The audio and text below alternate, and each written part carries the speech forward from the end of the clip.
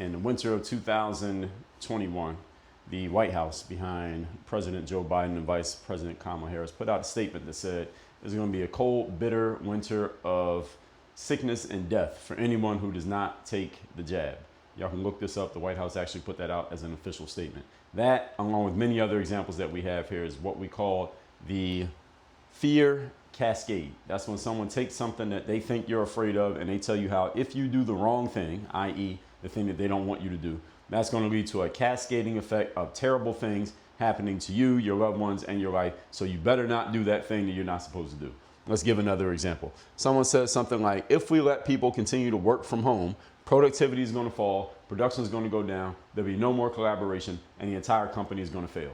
All right, that is an example of the fear cascade, how it works. You're using two things. First of all is the appeal to emotion. What is the emotion people often use? Well, if it's the fear cascade, the emotion is fear. If you do this thing that I don't want you to do, you're going to be in trouble, like letting people work from home. Or if you don't do this thing that I want you to do, i.e. take the jab, then this terrible thing is going to happen. So the first thing is planting the fear vision in your mind of a terrible thing that might happen in the future if you go the route that I don't want you to go. Then they combine that with the slippery slope fallacy. Slippery slope fallacy is that if we take this one action, it's going to lead to another action and another action and another action and another action. So if you eat candy, then that means you're going to also eat cake and ice cream. You eat cake and ice cream, you're going to watch Netflix. You watch Netflix, you're going to be scrolling on social media. Scrolling on social media, you might start watching sex on the internet. You start watching porn, then that's going to lead to you having an addiction. You have an addiction, you're going to lose your job, your career, your house, your family, your kids, and everything else. You're going to be a loser and you're going to die fat and a bum.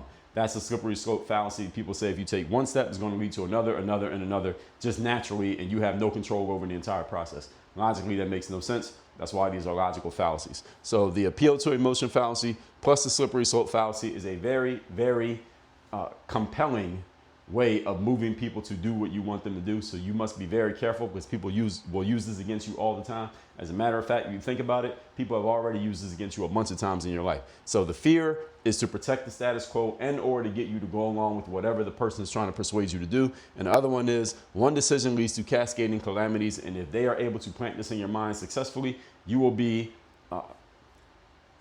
successfully scared into following the lead of the person who is trying to manipulate you. And they're manipulating you by using emotion rather than giving you a logical and rational argument for why you should do what you should do.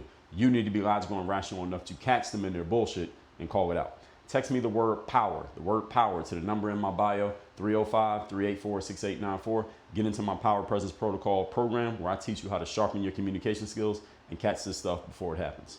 Work on your game.